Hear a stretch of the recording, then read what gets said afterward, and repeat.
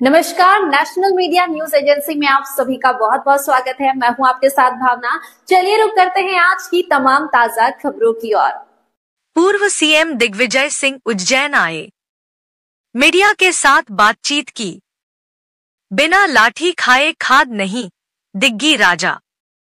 उज्जैन आए पूर्व मुख्यमंत्री और राज्यसभा सांसद दिग्विजय सिंह ने कहा कि आज की यह यात्रा वोट चोरी और किसानों के न्याय की यात्रा है। प्रदेश में किसानों को नकली खाद मिल रही है और सोयाबीन का भाव भी काफी कम हो गया है।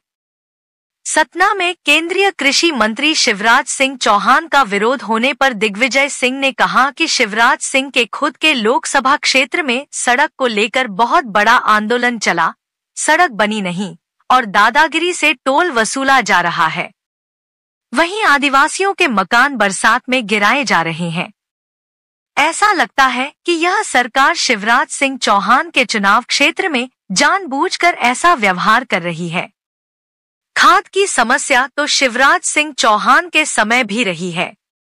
वर्ष 1993 से 2003 तक कभी खाद की समस्या नहीं रही। अभी बगैर पुलिस की लाठी के खाद्य वितरण ही नहीं हो पा रहा है, कालाबाजारी हो रही है। ज्योतिरादित्य सिंधिया समर्थक मंत्रियों की अधिकारियों द्वारा सुनवाई नहीं किए जाने पर दिग्विजय सिंह ने कहा कि जिन लोगों ने जनसंघ में अपना पूरा जीवन खपा दिया उन लोगों का तो दिल जलेगा, अब उनका सामना तो करना पड़ेगा। बता दें कि दिग्विजय सिंह उज्जैन में किसान न्याय यात्रा में शामिल होने आए हुए हैं। इस दौरान उन्होंने मीडिया के साथ बातचीत में यह बातें कहीं। तो लोकसभा क्षेत्र खाते गांव में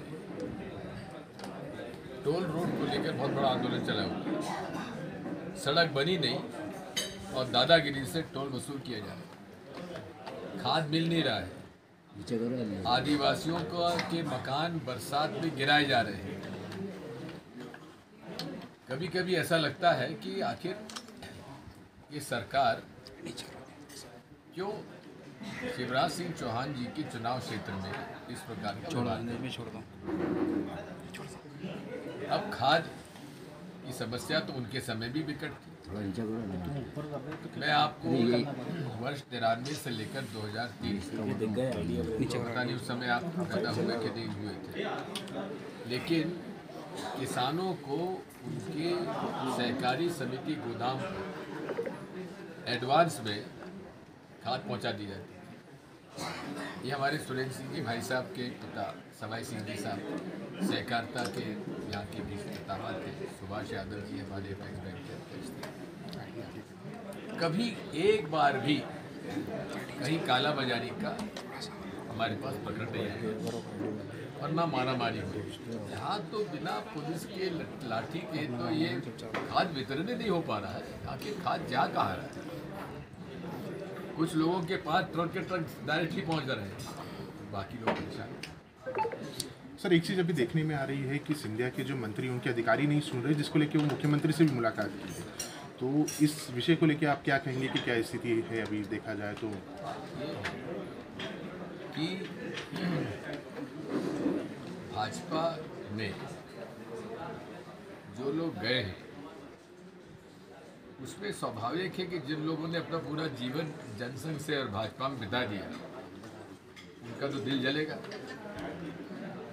अब उसका सामना तो करना पड़ेगा। सर, लगातार देखने को मिला है कि जो कांग्रेस पार्टी है वो बेरोजगारी को लेकर मुद्दे उठाती है, किसानों के हित में उठाती है। अब हम नेपाल की बात करें तो वहाँ पर बेरोजगारी को लेकर तख्ता पलट हो गया है, युवा आक्रोशित हो गए। इस घटना को लेकर आपका क्या संदेश है? पहली बात तो ये सुन लीजिए कि आखिर ये प्रदर्शन किस बात के लिए हो रहा था। इसको जनरेशन जी जो कहते हैं, जो बच्चा 97 से के बाद और 2014 के पहले पैदा हुआ, यानी कि 15, 17, 18 साल, वो लोग सोशल मीडिया बड़े एक्टिव होते हैं। अब वहाँ की सरकार ने उस पर रोक लगा दी तो उनका गुस्सा फूटा और वही प्रदर्शन हो रहा था। उसमें फिर ये आग फैली। सर, आपने चुनाव आयोग से घूसपेठियों की सूची मांगी थी, जी आपने चुनाव आयोग से क्या करें, जो सारे भाजपा के नेता अमित शाह जी से लेकर और छोटे से छोटा कह रहे हैं कि हमने स्पेशल इंटेंसिव रिवीजन जो कर रहे हैं घुसपैठियों को पकड़ने के लिए कर रहे हैं। अरे घुसपैठी एक आध नाम तो बताओ। और पहली बात तो घुसपैठी आए कैसे?